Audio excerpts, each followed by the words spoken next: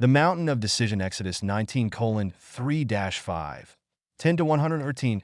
Then Moses went up to God, and the Lord called to him from the mountain, saying, "This is what you are to say to the house of Jacob, and what you are to tell the people of Israel. You yourselves have seen what I did to Egypt, and how I carried you on eagle's wings and brought you to myself.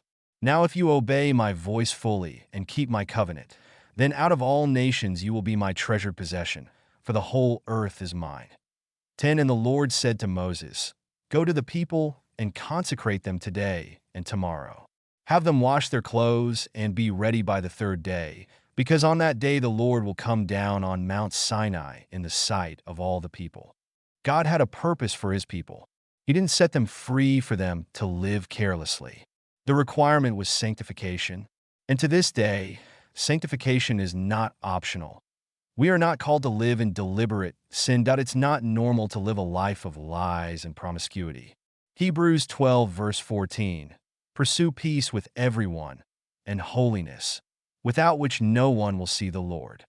Moses, an ordinary man called to extraordinary deeds. We are all called to live an extraordinary life, but not everyone reaches that level. Many remain stuck in the average, trapped in their comfort zones because their fear of failure is greater than their desire for greatness. Moses chose to break free from that zone. His calling to the extraordinary demanded courage and holiness. Moses was just an ordinary man with weaknesses, insecurities, and fears. But when he was called to lead his people to freedom, he chose to act despite his fear. Just like Moses, we are all called to live beyond the ordinary. But too often, we let fear paralyze us. What would happen if you answered your calling today? The extraordinary only happens when we step out of the ordinary. Facing Pharaoh, the moment of decision. Imagine standing before the most powerful man in the world and declaring, "Let my people go." It's like staring the devil in the eye, like David Goggins says. Facing your deepest fears without looking away. Courage is not the absence of fear. It's the decision to act in spite of it. And today, you face your own Pharaohs, the fear of failure, self-doubt, and the fear of judgment. But what do you lose if you never try? Life has never been and never will be easy.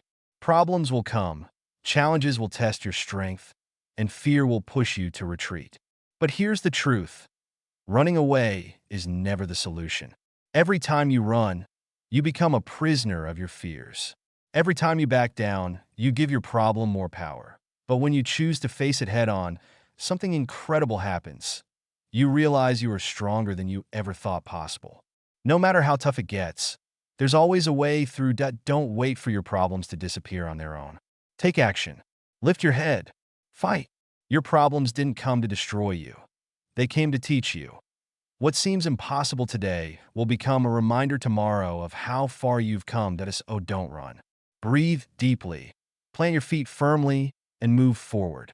Victory belongs to those who refuse to give up. Crossing the Red Sea.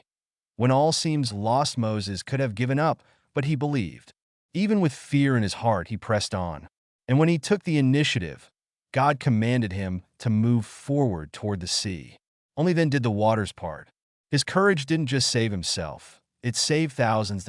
And no matter how dark the storm may seem, remember, the sun is still there, waiting for the right moment to shine through. Challenges don't come to break you, but to build you. Every obstacle is a test, not of your limits, but of your determination. Fear may whisper that you're not enough, that quitting is easier.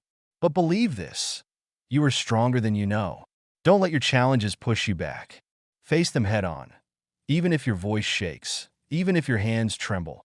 Because true courage isn't the absence of fear, it's moving forward despite it. Every battle you win becomes proof that you can go further. The struggles of today will become your victory stories tomorrow. So, don't run. Don't hide. What's waiting beyond your fear could transform your life. Remember, fear paralyzes, but faith moves mountains. Move forward, one step at a time. Your future self will thank you for your courage today. We are called to action. What is holding you back today? A dream, a project, a life-changing decision? Moses teaches us that courage isn't about feeling no fear. It's about acting despite it. And here's the truth. We are all called to something extraordinary. But only those who dare to face their fears will live it, that it's your time to cross your own Red Sea, that it's your time to climb the mountain of decision, that it's your time to face your Pharaoh. Moses did it, and so can you. Be bold. The extraordinary is waiting. Your story starts now. Choose to live with God. Choose to live the extraordinary. The extraordinary is waiting for you. Don't live without experiencing the fullness of your potential. Every day is a new chance to break limits, overcome challenges, and move closer to your dreams. There is an unstoppable force inside you, a fire capable of lighting up any darkness and warming the coldest moments of your life that don't settle for mediocrity. Don't accept less than what you know you deserve. The potential within your heart and mind is the key to achieving everything you desire. Life won't wait. Time won't stop. Every second is a choice, to stay comfortable or to challenge yourself. Always choose to challenge yourself, climb mountains, dive into the unknown. Take the first step into what seems impossible. The extraordinary is just beyond your reach, waiting for you to have the courage to go after it.